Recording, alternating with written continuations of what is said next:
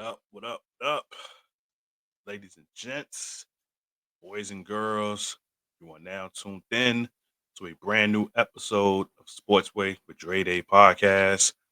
I am your host with the most, the Hood's ESPN, Crystal Street's very own, Dray. What's up? What's up? What's up? Thank y'all for y'all continued support. Keep it going, keep it growing, keep it flowing. If you haven't already, subscribe to the YouTube channel, Sportsway with Dray podcast. Once again, hit that subscribe button, hit that notification bell. Once a new episode is dropped, you get a notification letting you know that your boy dropped.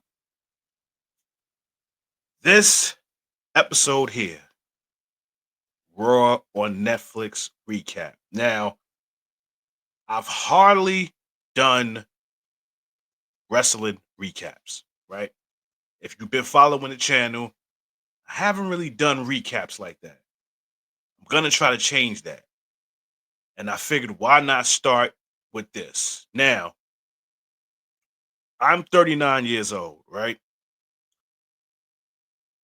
Been a WWE fan for the longest, since WWF, okay? I remember the first ever episode of Monday Night Raw. I remember it. 1993. I remember it. So I was around for all of these eras of Monday Night Raw. I remember when it was Monday Night Raw. I remember when they went to War, Raw is War, all of that. I remember when it was on USA. I remember when it was on TNN, then went back to USA. All of it. All of that is gone now. A new era has begun. And obviously, from the title, Raw is no longer on the USA Network. It is now on Netflix. And the first episode was this past Monday. And honestly, in my opinion,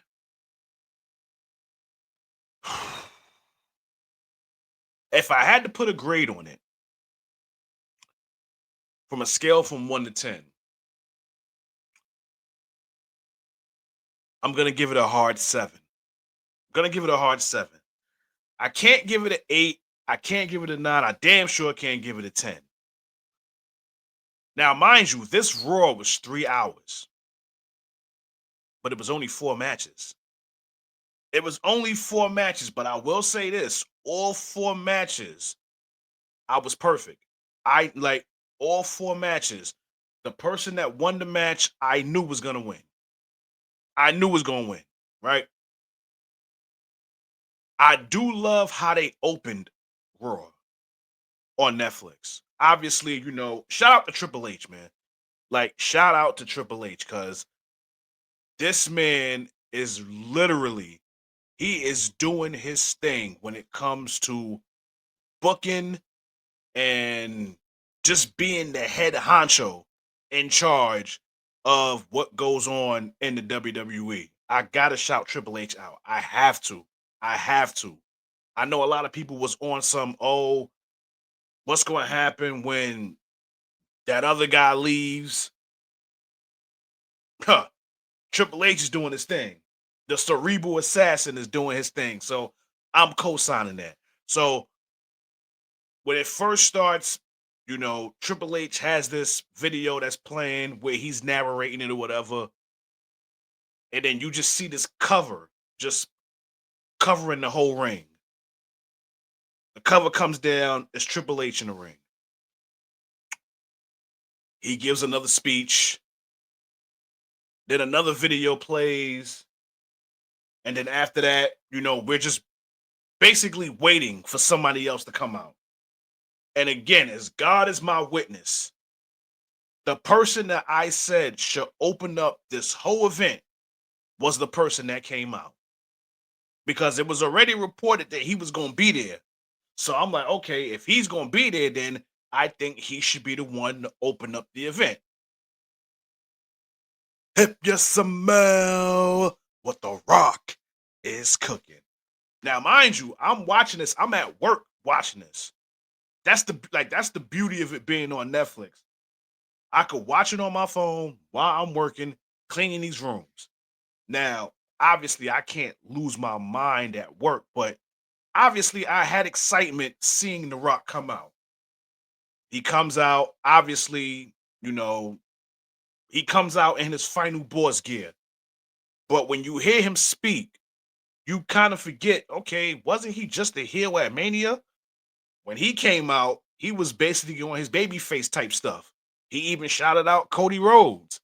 Now, mind you, didn't him and Cody Rhodes just have a falling out at Mania? But now you shouting him out. But I digress. He then talks about the tribal combat match with Roman Reigns and Solo Sokoa. He said that he was, gonna be watching it closely. Now, me personally, I'm glad that that was the first match because I mean, for all of us that's been paying attention to this new Raw on Netflix, I think we all pretty much got a sense that CM Punk and Seth Rollins was going to be the main event. So I'm glad that Roman Reigns and Solo opened the event. And again, it went just the way I predicted it. Obviously, it was going to be some interference. Obviously, members of the new bloodline was going to come out. Obviously, members from the OG bloodline was going to come out. I'm still trying to wrap my mind about how KO got involved in this. And then Cody got involved. But again, I knew Roman was going to win. I knew he was going to win. And he did. You know what I'm saying? So Paul Heyman was getting ready to put I can't even pronounce the shit, but he was getting ready to put that thing on his neck. And then if you pay attention real close, like the way that they had the camera set up, you can see The Rock walking towards the ring. Now, at this moment, I'm saying to myself, they're about to build Mania. They're about to build Mania. So something's gonna have something like they're gonna have an exchange in the ring, and then The Rock is gonna turn on him. This is what I'm initially thinking. The Rock basically tells Paul Heyman that he wants to put I can't even say this shit. So if y'all watching this, if y'all just say it in the comments, he wants to put the thing around Roman Reigns' neck. Once he did that and they embraced, at that moment, I'm saying, okay, this is when The Rock is going to turn on him. This is when he's going to turn on him. Nothing happens. So Roman is just standing in the middle of the ring, soaking it all in. He puts the one up. So now I'm saying, oh yeah, this is the perfect time for The Rock to do something now. Whether it's stand in front of him and give him a rock bottom or clothesline him, do something. But none of that happens. Now, I'm thinking if that happens, then they're building towards Mania. Nothing. So for me, that was a disappointment because I was kind of expecting that to happen and it didn't. So that's the first match. Then we get to John Cena. Now, again, we all knew John Cena was going to be there. Obviously, this year will be the final year of John Cena wrestling in WWE. This is his last year. He's retiring. Like, this is basically his last ride, basically. Kobe had a last ride. Derek Jeter had a last ride. Undertaker had a last ride to a degree. So this year is John Cena's last ride, right?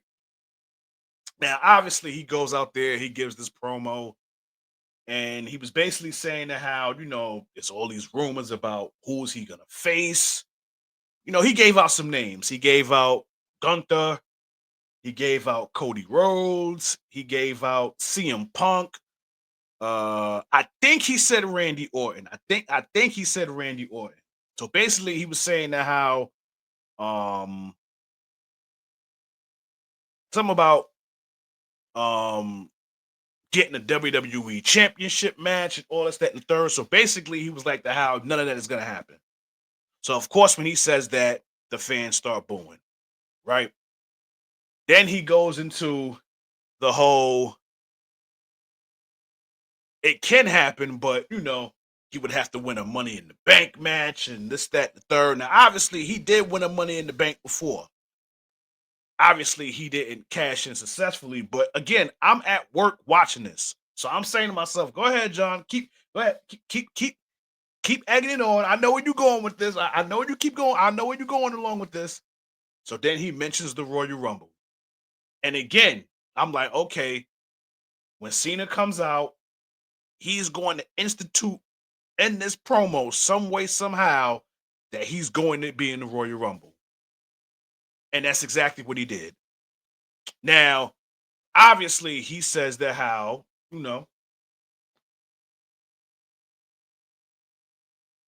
never give up. He's like, his motto is never give up. So basically, in a nutshell, he said that he is going to win the Royal Rumble. He's going to WrestleMania, and he is going to beat Ric Flair's record and become the 17-time world champion. Because obviously, Ric Flair has the record at 16. Him and Cena is tied. He's basically letting it be known that he's going to Mania and he's going to break that record. Now, again, I'm not the biggest John Cena fan by no stretch of the imagination. But I will say this, though. You cannot hate on his accomplishments. You cannot hate on what this man has done for the WWE. You just can't hate on it. That man held down that company for a decade and change. You get me? Like when Austin left, when Rock left, people left wrestling for dead. Now, yeah, you had your ruthless aggression era and stuff like that, but there was, some diamonds in the rough. But Cena was the one that exceeded all of that, right? So I have a love-hate relationship with Cena, but I will say this though, he's on my Mount Rushmore. He is on my Mount Rushmore because of what he has done for WWE. He's got to be on your Mount Rushmore. If he's not, then I have to question your wrestling knowledge. I honestly do.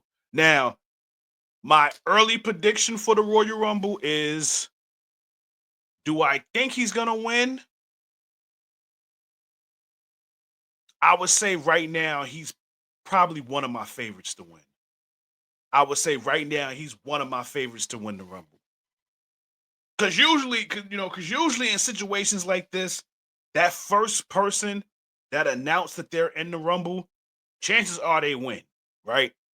And obviously, we all would love to see Cena break that record.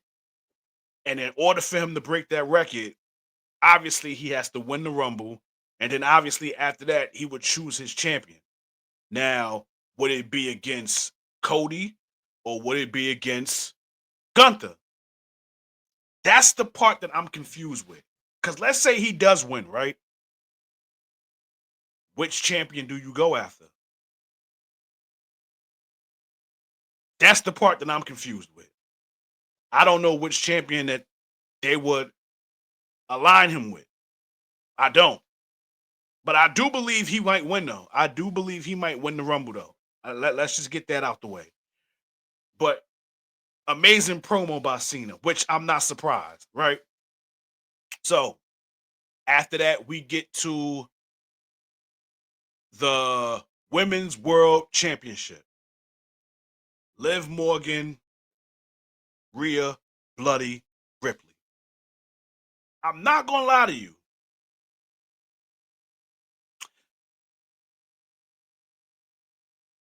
Wasn't my favorite match of the night.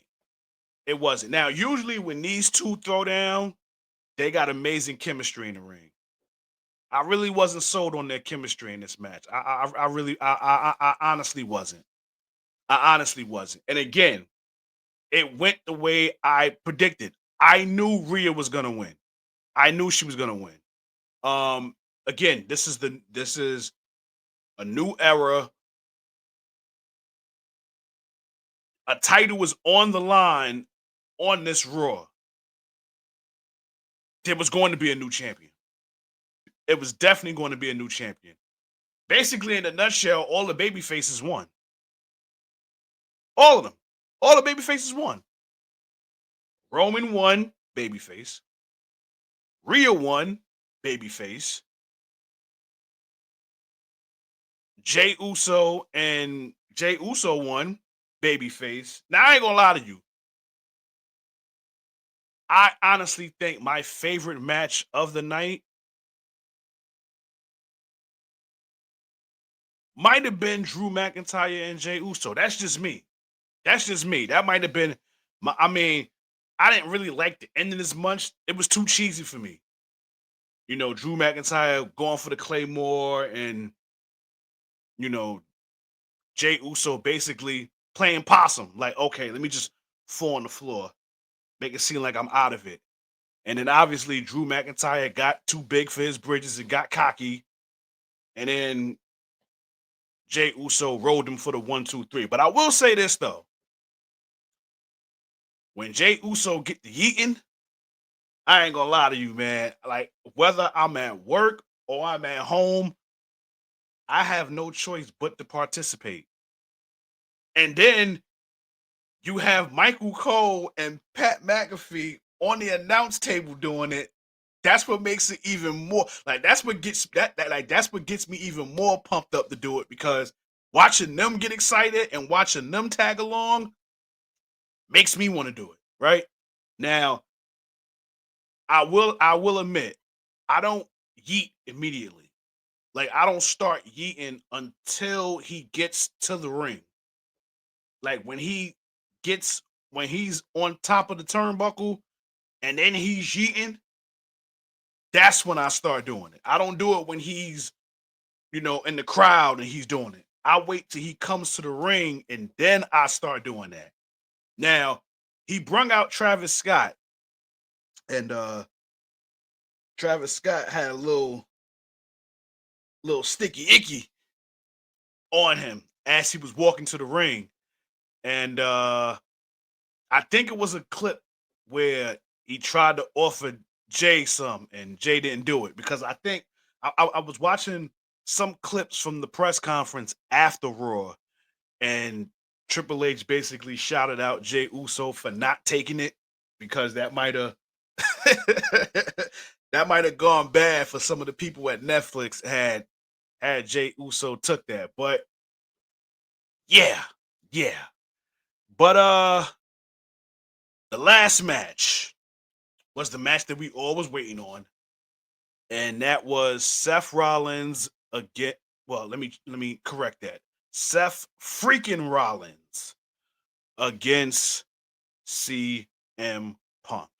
Now we have been waiting for this match since I want to say last year. Like when CM Punk came back, we all saw that video where Seth Rollins was just pissed to the world that CM Punk showed up. Now we don't know if that was like really his feelings, like personal, or was this a work? You know, getting into the feud. Who knows, right? Like he could be doing some amazing acting, and this could be a work for all we know. The promos that they've had together, amazing. They both have cooked. Some promos I think CM Punk won. Some promos I think Seth got the edge, right? Then we get to this match. For me, it was a couple of botches in there. I'm not gonna hold you, especially towards the end. Like I honestly think towards the end, like when they was doing their finishers, it was a couple of botches. Whether it was the go to sleep, the curb stomp, there was a couple of botches in there. Now, CM Punk did wind up getting the victory, and this is just me. This is not nobody else's opinion. This is just me. I honestly believe that this rivalry is far from over. I don't think this is just a one off. I think that this is going to continue. Um, I would not be surprised that if we get a trilogy out of this rivalry with Punk and Seth Rollins. But I will say this though, if you watch that match again, now again it's on Netflix, so you can watch it now. If you watch that match in its entirety, some of the stuff that Seth was doing will make you think that a heel turn is coming. Now, me, I'm not opposed to it. I love Seth. I love Seth Rollins as a heel, so I actually embrace it. So again, like I said, all the baby faces won. All of them. All the baby faces won. Now, again, for a 3-hour event, it was only 4 matches, right? Which is crazy. Um, a lot of the superstars popped out. A lot of them popped out. A lot of them, they had this whole red carpet treatment thing, right? Now y'all know how much I love Bailey. Bailey looked amazing. Uh Io Sky looked amazing. Dakota Kai, oh my goodness, looked fantastic. Uh Obviously Naomi and Bianca Belair. What do I need to say about them, right? Um some of the celebrities that was there, Macaulay Culkin was there. Uh O'Shea Jackson Jr., Ice Cube's son, he was there. Um, Topanga was there. Yes, that's right. Topanga was there. But this is what I didn't like. They talked about Topanga, but then they left Eric Matthews out. Like he was also in Boy Meets World too. Like, don't just talk about Topanga now. Like Eric Matthews was literally sitting right next to her. I don't know if they're dating or anything, but he was there with her too. Like, don't leave him out, right? Ashton Kutcher was there. Vanessa Hoggins, I think that's her name. She's been very active in WWE events lately. There's a video floating around that she yeeted with the Usos and Cody Rhodes a few weeks ago or whatnot. So she's been at a lot of WWE events as of lately, right? Uh psst, I forgot to mention this. Going back to Rhea Ripley and Liv Morgan. Yes, obviously Rhea wins the match. As she's getting ready to go backstage, the dead man arrives. The Undertaker. Now, listen, if y'all had I not mentioned this part and y'all saw this video, y'all could have cursed me out in the comments for not mentioning this, and I would have had to chalk it up. Because I would have been disappointed in myself for not mentioning that. Now, again, watching this, I'm at work, so I can't really mark out the way I want to because I'm at work, right? So Undertaker comes out.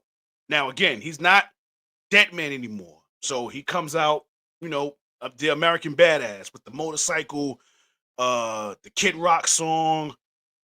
So he's standing alongside Rhea Ripley. They're, talking or whatever. So y'all know what Taker does after he wins a match. He stares at the crowd. He gives that look at the crowd, and then he turns around and puts the fists up and then walks away. Rhea Ripley did it, right? So I'm quite sure from a superstar standpoint, I'm quite sure in that moment she went from a superstar to a mark. Cause to get that cosign from Taker, because again, Taker don't just cosign anybody. So for him to be a part of that and to cosign you, oh man, that had to be beautiful. I'm quite sure that meant a lot to Rhea Ripley. Now let's get to my favorite part of Raw on Netflix. Now this part I wasn't at work for. I was actually walking to the train station coming home. Now the match that I was able to really watch at its entirety was the CM Punk Seth Rollins match because I was off work at that time. But this particular part that I'm talking about, I was actually walking to the train for.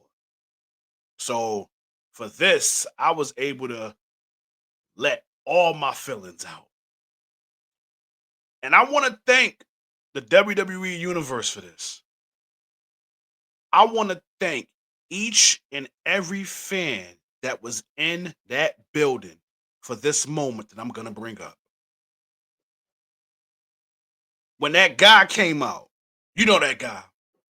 The guy that, used to rips his shirt, and what you gonna do, brother? Yeah, that guy. Because I'm not mentioning his name, okay? His name does not come out of my mouth, okay? I have no respect for this dude. And it has nothing to do, before y'all say anything, this ain't got nothing to do. Because, when you read the comments for some people, they're saying, oh, he was getting booed because, he getting booed because he a Trump supporter? That's why he's getting booed? This ain't got nothing to do with it. This ain't got nothing to do with it. Hogan has been on my shit list for years now. For years now, he's been on my shit list. Okay? Dude is a racist. Do your research. This has nothing to do with him being a Trump supporter. Because if that's the case, Undertaker should have got booed. Undertaker had Trump on his podcast. Why Undertaker didn't get booed? Triple H, Trump supporter. He kind of opened up Raw. He didn't get booed. The only person that got booed, rightfully so, I might add, was that guy. Yep. HH. Yeah. Double H. Because we love Triple H, but Double H, to hell with him, right? To hear him get booed like that, like he was getting that type of heat that Dom was getting, right? He was getting that heat that New Day kind of getting right now. And I loved every minute of it. I loved every single minute of it. I was like, boo this piece of you know what. I was saying it all, man. Listen, I loved it. So, WWE Universe, I don't know the name of that arena. Intuit Dome, I think that's the name of it. Intuit Dome. I think it's called Intuit Dome. I think that's the name of it. So, to all those fans that was in Inglewood, California, that was in the Intuit Dome, for all of y'all that booed Double H, I love y'all. I appreciate y'all. Y'all don't know how y'all made me feel by doing that. Y'all honestly don't know. But see, WWE should be ashamed of themselves, right?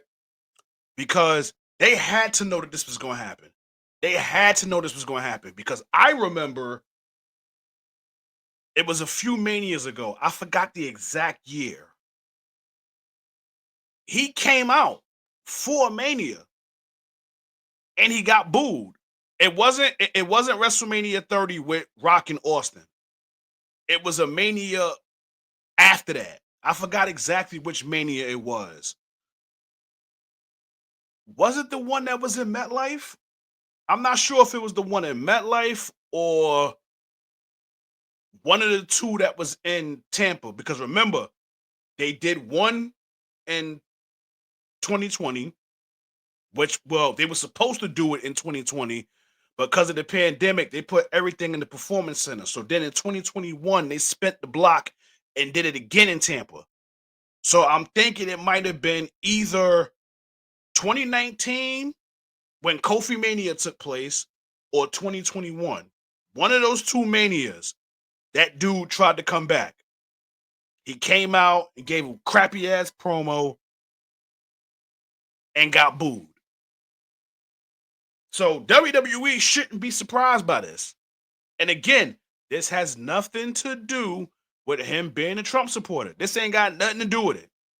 This has nothing to do with him being a Trump supporter. It's about him being a racist. That's what it's about. We don't forget. We don't forget. Okay? We do not forget. So that's why he got booed.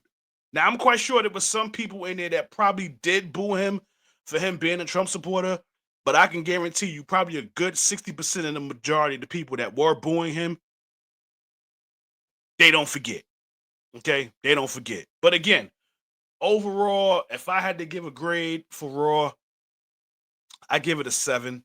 I give it a 7. 7, 7.5. I just wish it was more matches. For a 3-hour event and it's only 4 matches. Come on now. Come on now. Now, if Stone Cold was there, huh. Now, if Austin would have came out there and gave some stunners, I don't know. I might who knows? I might have gave that score a 9, but I don't get it. Like I honestly don't understand what's going on with Austin and WWE. He was supposed to be there for Mania, got scrapped. They was trying to get him to come to Raw, didn't happen. I hope it's no bad terms, man, because I hope it's no bad terms because I'm quite sure us WWE fans, like, we want to see the rattlesnake, man. We I know for sure I want to see him. You know what I mean? Like I know for a fact I want to see him. But nonetheless, I enjoyed Raw. Can't wait for it next week. Am I gonna do a recap next week? I'm not sure, but for this one, I definitely had to because again, it's the launch of a new era. Like, you would think that Raw on Monday was a pay-per-view event. You would think it was WrestleMania or something, the way the red carpet came out. But I enjoyed it nonetheless. But once again, it's a wrap for this episode. Thank y'all for y'all continued support. Keep it going, keep it growing, keep it flowing.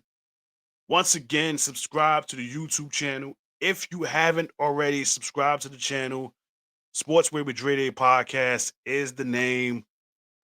Y'all hit me up in them comments. Tell me what you think about Raw. All that good stuff. Share the video. Tell a friend, tell a friend. In closing, y'all know how this goes. This has been another episode of Sportsway with Dray Day Podcast. Catch y'all on the flip side. God bless. Peace and love. Your boy is out of here. Peace.